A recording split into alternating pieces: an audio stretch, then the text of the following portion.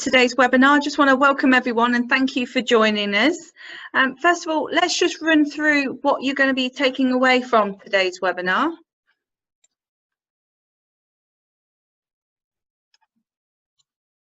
I'm going to start off by talking through current recruitment challenges that we are hearing from businesses, and also to get your input.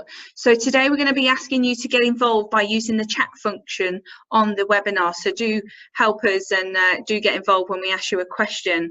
We're also going to give you some top tips and takeaways on how to attract young candidates, and talking about the differences between millennials and Generation Z. And if you stick with us till the end, we've got an exclusive offer for you. So just to give you a quick introduction as to who we are. So Access Generation is a social enterprise. Our purpose is to empower young people and businesses to make the world of work more accessible. And we do this by sharing young people's views and expectations, and to help businesses become more visible and attractive to young people. A big thank you today for our sponsors, Workvine, who have sponsored this webinar, an upcoming training event, and some recent research that we've been involved in. With which you'll hear about later on. Here are some companies who've been supported by us and have had external assessments by our young peer researchers. And just to give you a quick introduction about the voices behind the screen today. So I'm Jem, I'm a director at Access Generation. My discipline is within marketing, and we focus on audience engagement. And here with me today is Kelly from Workvine.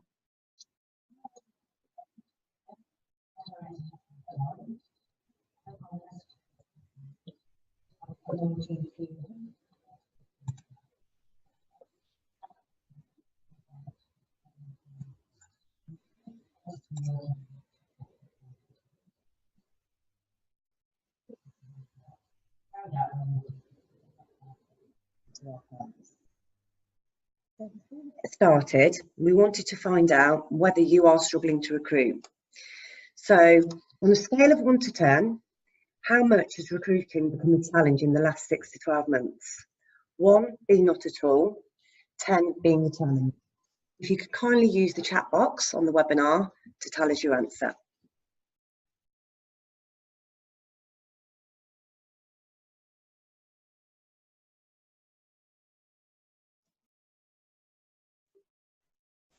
And so it's obviously a struggle for some. Yeah, a couple of 10s there, definitely. Okay, brilliant. So what we're going to do now is just share with you the recruitment challenges that we've been hearing from businesses. So before we kick off with the top tips to attract young candidates, we want to just cover the recruitment challenges, because it's important to reflect where the problem is at the moment. So these are challenges that we're hearing from businesses. There are 4 key themes that we keep hearing as we've spoken or presented to businesses. So it'd be great to find out if these are challenges that you're currently feeling as well. The first one, and I'm really sorry to bring it up, but it is Brexit. It's kind of the elephant in the room. It's one of the things that you kind of have to mention because everybody's talking about it, but it is a recruitment challenge that's only affecting certain industry sectors. So if you think about the cleaning, hospitality, leisure industries, for instance, they're the ones that are really feeling the impact of this. And as you can see from the screen, up to 35% of process workers originate from the EU. And the latest labour market outlook report from the CIPD actually revealed that there's less EU workers coming over here to work. So there's already been that drop off, despite Brexit not actually officially gone through the process as yet.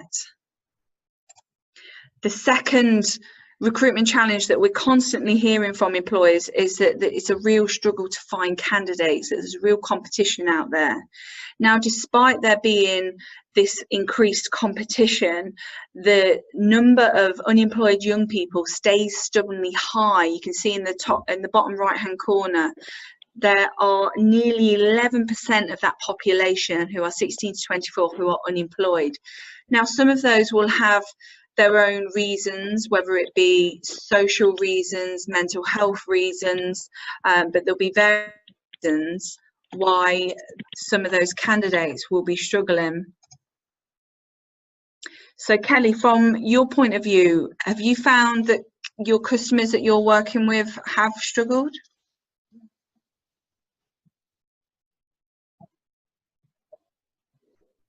Clients that I talk to, I'm hearing a lot, particularly within the last 12 months, that job boards, so the likes of Total Jobs, JobSite, Monster, etc., are becoming less and less effective for a lot of our clients. So they're really struggling in terms of the number of applications that they're receiving and therefore being able to make those hires. It's not all doom and gloom though. I do work with some clients who still seem to be winning at the moment. And those clients are typically the ones that are utilising every source possible. So that includes their own career site.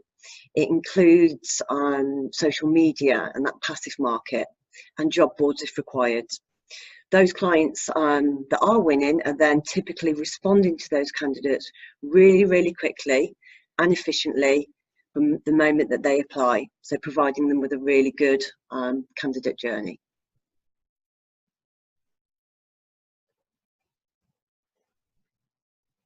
And so our third challenge now that we keep hearing from businesses, it's all around the lack of skills or a skills shortage. But we found when we've dug a little bit deeper with companies, it's often not a lack of skills, but it's a requirement for experience. We've had examples of what looked like an entry-level role being advertised, or an administrative role with an automotive company, but the company would ask for automotive experience. We've then had another example with a plastics company, again an admin role, but they wanted the candidate to have plastics industry experience. Now that's a very niche market, and it's very difficult for somebody to enter a workplace if they don't have that experience. So something that we challenge employers when they tell us that there's a lack of skills out there, because is it a lack of skills, or are you asking for experience? Now we recognize that some industries, particularly in engineering and manufacturing where technology is developing rapidly, there are some skills where there is a lack of skills and a skill shortage. But across the board, we recommend that companies think about what they're actually asking in the job description rather than just blaming it on a so-called skill shortage. Now, our final recruitment challenge that we're hearing from businesses is around the lack of brand awareness. Now, today, when we share with you some of the top tips to attract young people, there is one tip in particular that will help you address this brand awareness, if that is indeed a recruitment challenge for you. So you'll see on the screen, these are examples of what companies are telling us. So nobody wants to know, or nobody knows who they are, that their industry is boring, that young people don't want to work in their industry sector, and that their brand is perhaps known nationally but not known locally. Now we have an example recently of a CEO of a company, a particular industry body, and they said that they fell into their job, that they fell into their role in their sector, and they just believed that nobody would actually want to work there. The truth is, from our own research with young people, is that young people don't have any preconceived perceptions of industry sectors. In fact, they don't know what the industry sectors are. When a young person typically leaves school, college or university, they will know of about 5 professions, and that's because of who they know in their family. So if you want to get in front of students, there are some things that you can do to really promote your sector. Here's just a quick roundup of the recruitment challenges that we've been hearing. So you've got Brexit as an issue with less EU workers in the UK, a full employment with more competition for candidates, a lack of skills, and a lack of brand awareness. Paul, would you agree that the challenges that Gemma's just mentioned are the challenges that businesses are facing? So if you could kindly answer yes or no using the chat box. Or if there are any other challenges that you believe that we haven't mentioned that you're currently experiencing, then do let us know as well. Seems to be agreement there.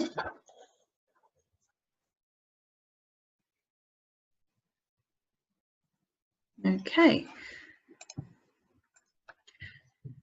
So now we've looked at the recruitment challenges. Let's look at the possible pools of candidates that you could be targeting.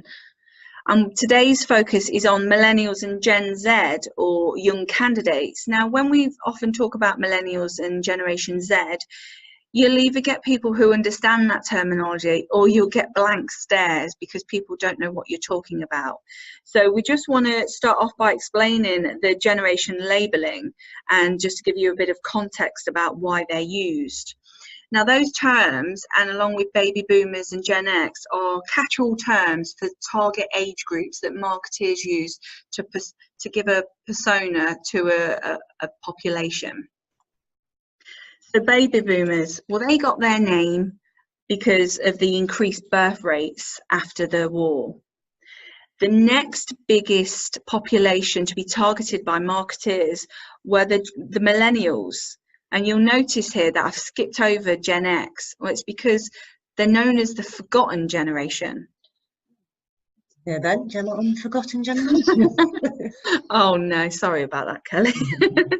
I'm in fact a millennial myself, and I still constantly see articles by marketers, by recruitment agencies, talking about how to attract, how to market to, how to engage, and it's all about millennials. But unfortunately, I say unfortunately, it's not really unfortunate, but millennials are grown up now. We're 25 plus, most of us in our mid-30s. We even created a word to avoid taking responsibility, which was to adult. So you might have seen the memes or the t-shirts that say, I don't want to adult today. We have had our time. We have started our career paths. Many have gone through university or travelled. Our wants and experiences are very different to this new wave of generation that's coming through, this Gen Xs. So the term Gen X was given because it's the last generation of the 1900s, and they thought it was appropriate to use the last letter of the alphabet to give this generation a name. Now, some have failed and tried to give this generation a different name, which was the I generation, but the young people in that generation did not like the idea of being branded by Apple, so that one was soon scrapped. So the question is, why young candidates? Why are we talking about this group today? And I just want to give you some statistics here that show that Gen Z are the future. So they are your future employees, and they are a market that you need to consider. And when we talk about young candidates, we're not favouring young candidates over experienced or old candidates. It's about a company having a diverse workforce and a mix. If you have a mix of experienced and inexperienced candidates in the workforce, it's proven that innovation can breed out of that workforce mix. So we're going to go on to look at the top tips for today's webinar, and just give you a bit of context about why we are here talking about the topic and why we are experts in this field. We were established 2.5 years ago, and we worked very closely with the Prince's Trust and young people. And we created a research piece which was designed and delivered by young people to assess the job section on company websites and to assess the way companies promote themselves as employers in the eyes of young people. And the reason we did this piece of work is that through working with nearly 100 young people, we found that 80% would want to go on the job section of a company website to find out more about the company, regardless of where they first saw the job advertised. Now, this research has been carried out on nearly 450 companies to date, and the latest 150 were assessed with sponsorship provided by Workvine, and that latest report can be downloaded online, which we'll share the links and the webinar slides with you after today.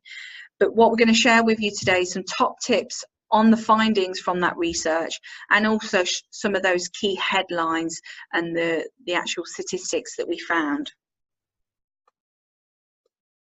So top tip number 1, you have to remember that Generation Z, born after 1996, were effectively born with a phone in their hands. They've been brought up on fake news. They've been brought up to be skeptical, to really just distrust information that is not evidence. So when it comes to attracting young people, you really need to think about your story of your employer branding. What is your purpose and how do you evidence your company culture? Too many companies rely on the fact that they have a product and service and promote that, but they fail to promote themselves and what it's like to work there as an employee. One of the top criteria for a young person is diversity and inclusion. And when it comes to assessing a company's jobs page or even a company website, you'll often find the gender pay gap because it's a requirement to report on it. But if you try and find evidence of diversity and inclusion in other ways that a young person would look for, it's very often hard to evidence. So one of the second most important criteria for a young person is working for a company that has a purpose and having a company promote and evidence that purpose. You evidence your company purpose to the outside world. So if you could answer yes or no using the chat box, please.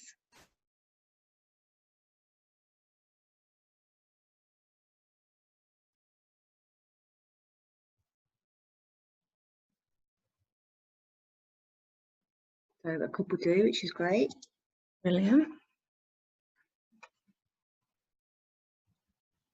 For some companies, it's easier to evidence your purpose. For instance, if you were in medicine, you would talk about curing the world of diseases. Some industries are harder, but it is a vital piece of work that you do need to do with your stakeholders and your internal managers to make sure that you are really clear on what your purpose is and evidencing that on the outside. From the research that we did on 150 companies, we found that 78% of businesses were failing to promote themselves as an employer. Now, this actually offers a big opportunity for those to get it right and to have a competitive edge. And you simply need to ask yourself and take it back to your company and ask, are you confident that your company is represented online the way you would want it to be?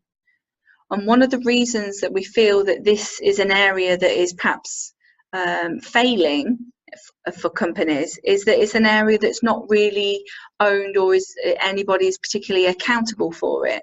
When you think about the employer image or employer branding, who actually owns it? Employer branding. Is it HR? Is it marketing? Is it both? Or is it I don't know? If you could pop your answer across for us, that'd be great.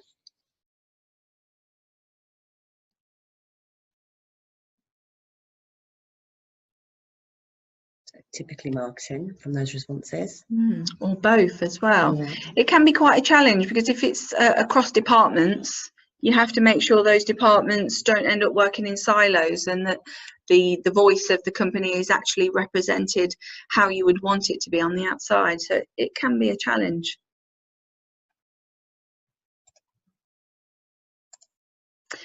Top tip number 2. So candidates, and this is young candidates and any discerning candidates, will be scoring or assessing your job application process and comparing it to their other online activity. So if you think, for instance, when you're shopping or if you perhaps game online, you will be comparing those processes to what you do when you apply for a job. So the top tip number 2 is around making sure that your recruitment process is innovative and is modernized. If you're asking candidates to email CVs or worse, print and download an application, then you are at risk of losing candidates who will bounce out of your website. You have to remember that 73% of all candidates, and this is not just young people, this is research based on the jobs board Reed, who found that over 3,000 candidates, so at 73% of those, would apply for a job using a mobile phone. So a really quick and simple question to ask yourself to test whether your recruitment process is modernized is to find out if you have a mobile friendly website. Now, Kelly, when it comes to talking to clients, what's been your experience when it comes to this? Yeah, I meet with hundreds of clients every year. And what's important to mention is that clients can make some really small changes which can make some massive improvements for them in terms of the process. So it's really, really critical that, especially within the candidate market, that you make the application process as simple and as easy as possible. A candidate needs to be able to see your vacancy details really clearly and apply online. So whether that's via your careers page or social media or a job board, they expect to be able to apply online. Once a candidate applies, they expect to be communicated with almost instantly. That's what they're used to. So clients that are successful tend to be picking up the phone immediately to that candidate. They're selling their role, they're selling the company to that candidate. And ideally, really, they're also getting them booked in for a face-to-face interview within 48 hours of actually talking to them. And that's exactly what the younger generation are looking for as well, something that's really clear. Now, we found in the research that 1 in 6 businesses had a very poor or just no job section at all.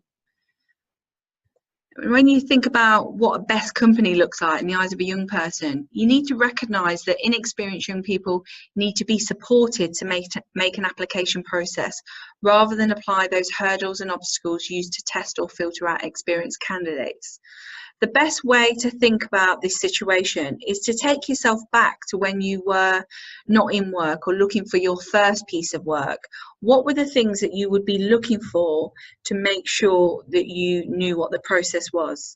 And I'll give you some examples. So if you think about a young person applying for a job for the first time, they often feel, and they have often said to us, that it feels like it's going into a black hole because there's no acknowledgement that the application has been received. If you were buying something on Amazon, you would see the buying process, so almost like a status bar, and you'd also know that it was in a van with Bob the driver and that Bob was at your door in an hour.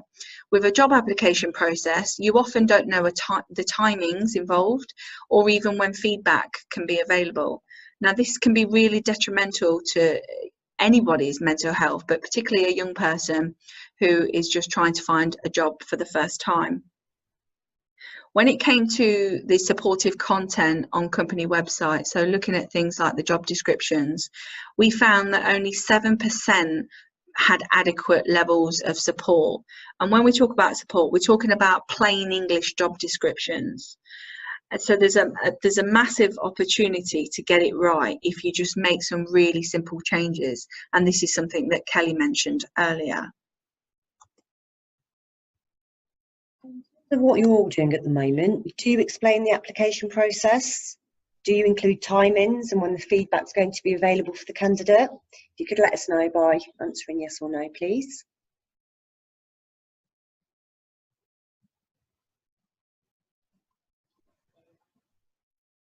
Yeah. That's good to recognise. Yeah, absolutely.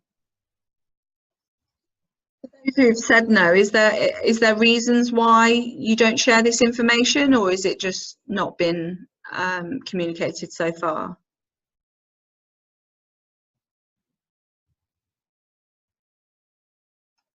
We'll leave that there and we'll come back to the chat box shortly.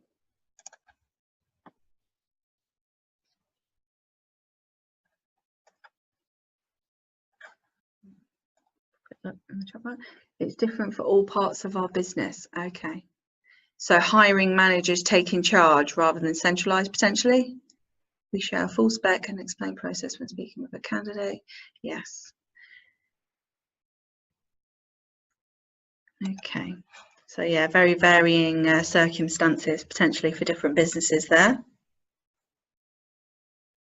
So on to tip 3. Now, we mentioned under recruitment challenges that if you feel that your brand or your business is not very well known, that you've got a lack of brand awareness, then this tip is going to be really relevant for you and is really key. It's about engaging with your local community.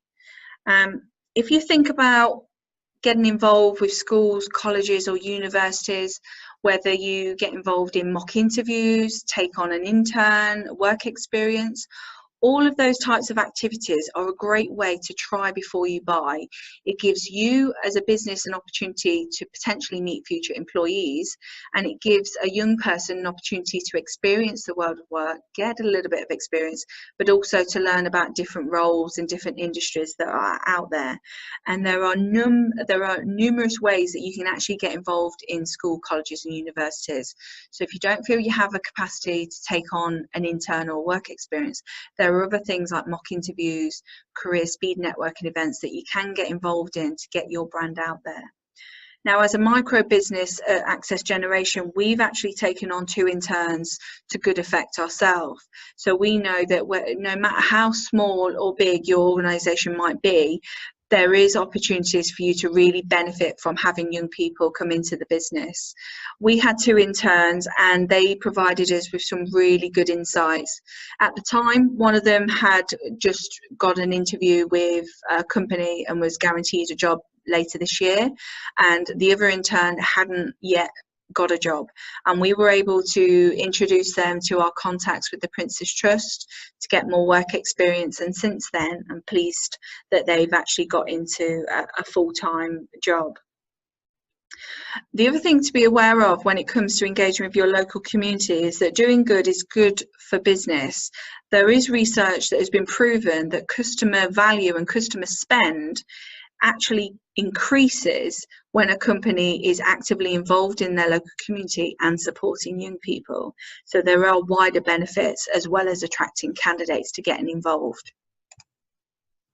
The question to put to you: do you engage or do you have relationships with the local community? You could let us know, yes or no, please.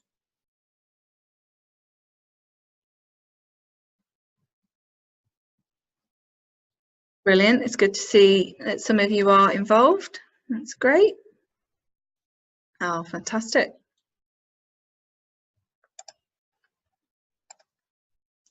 Okay, we're going on to our 4th tip. So this one seems really obvious when you see it, but it's actually something that's really overlooked. A lot of companies get hung up on the risks when it comes to employing young people. They think about them potentially taking longer to train or maybe job hopping. And we hear these assumptions all the time, which is one of the reasons we did the research, because we wanted to put the onus back on the companies to say, actually, are you doing everything you can to attract the right candidates or to attract any candidates at all? So by creating entry-level roles, you can actually free up experienced employees to add more value. And we've had our own experiences of young people actually adding value a lot quicker than you would imagine. So our founder, Chris Terry, was a director in a corporate company before setting up the social enterprise. And he brought in a team of apprenticeships. So they were all entry-level members of staff. And he gave them a task to map out some processes using a brand new piece of software. Now, we wanted those processes done, didn't necessarily expect them to be done in the same day, but by mid-afternoon, that group of young people had gone onto YouTube, learned how to use the piece of software, and had mapped out all the processes. And it was felt that if that same task had been given to experienced members of staff, it might have been part of an appraisal process, it might have been, training might have had to be given, and it might have been a task that would have been completed later down the line. So there are some real benefits of having digital savvy young people in your business. Mixing young people with those skills and experience who have the commercial experience together is proven to have a real good benefit for a business who wants to be innovative and who wants to be future-proof. In the research that we've just completed with Workvine, only 2 in 3 businesses did not have an entry point for young people. So again, I'll refer back to the admin roles that we mentioned. A lot of roles look like they're entry level, but they've got requirements within the job description or within the specification that are just locking these young people out. And I just want to share some insights with you from our recent surveys and focus groups with young people at De Montfort University in Leicester. It's something that we didn't realise, but when you're doing a degree, you do 75% of that degree in the final year. So it means you're very time poor. So if you've got anything in the recruitment process that's unnecessary or clunky, then you might be missing out on top talent. You know, these could be first degree students that just can't apply for your roles that you're advertising because you might be asking for something unnecessary or have something unnecessary in that process. So one of our young people gave us an example. They're studying economics at university, but were asked to evidence GCSE maths in the job application process, which seems daft when you say it out loud. So think about the entry-level roles that you might want to create or that you have at the moment. Is there anything that you could take out to remove those barriers?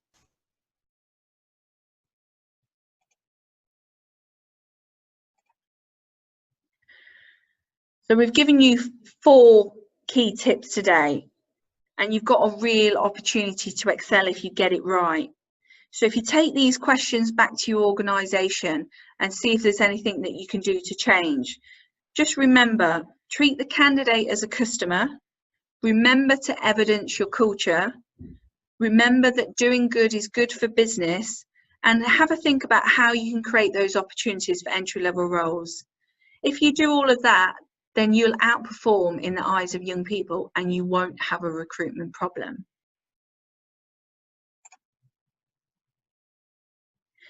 I'm going to repeat this again because it's something that we need to consider. We see a lot of companies promote their product or service. Typically, if you're a retail brand, there's a real emphasis on what that customer journey is like. But what about the candidate? Do you actually ever experience your own recruitment process? It might be worth giving it a try. Maybe see if you've got a family friend or a son or daughter who can try it for you. How simple is that process? So we're coming to the end. Before you go, we have got an extra special offer for you. But before we go, we're a social enterprise at Access Generation. And one of the things that we have to do every year is report on our social impact. So it'd be great to find out if, on the back of hearing the top tips today in this webinar, if you're likely to make any changes to the way that you attract and recruit. So if you wouldn't mind using your chat box again and just letting us know if you're likely to make any changes.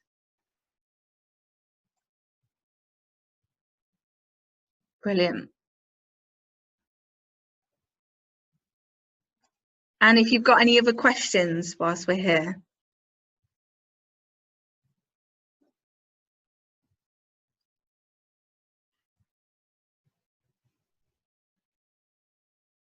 Okay.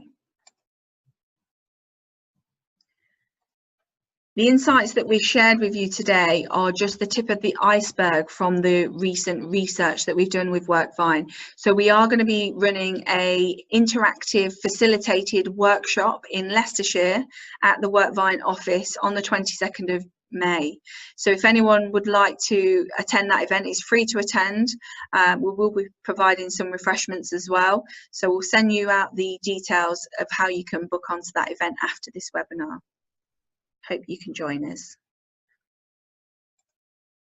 Okay, so on to the exclusive offer.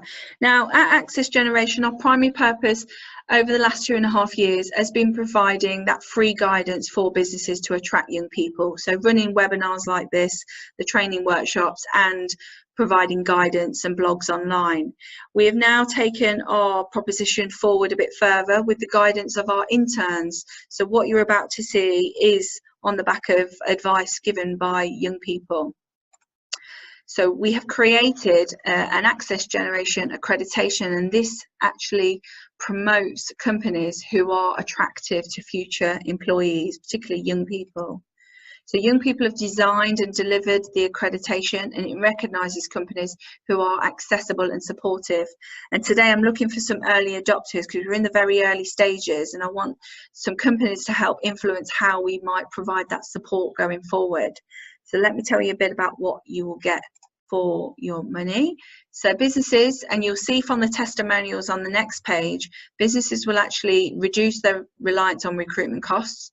You'll be able to attract more candidates, improve your employee engagement, future-proof your business. And the beauty about this accreditation is it's not just a smiley badge. This is an auditable assessment that can show that you are continually improving your candidate processes along the way. And I'll just explain to you a bit about why that's important and what you get as part of that package. Young people will externally assess the job application process. You've got the option of an employee survey to measure engagement based on young people's criteria, and will give you support and guidance to make the most of that accreditation. Now, at the moment, knowledge and data doubles every 13 months, but is set to double every 12 hours by 2020. Now, what that means for a business is that candidate behaviour and even consumer behaviour is changing rapidly, and we've already seen evidence of that. So as part of the accreditation, we will make sure that you're up to date with information on how candidate behaviour is changing. We have a peer panel that we feed into, and we have regular sessions with young people, both at university age and at younger ages too. So we've got some early adopters already on the programme, and I'll just leave those testimonials there for you to read.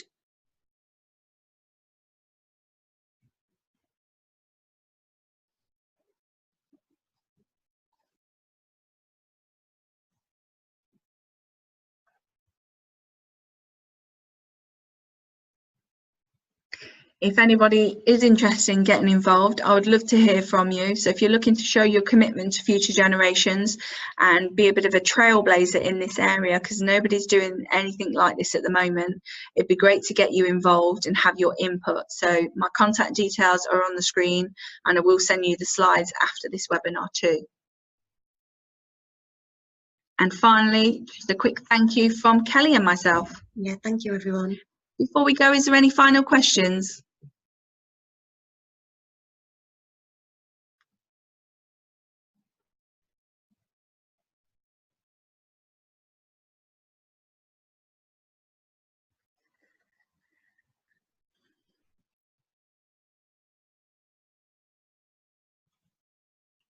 Thank you everyone for joining.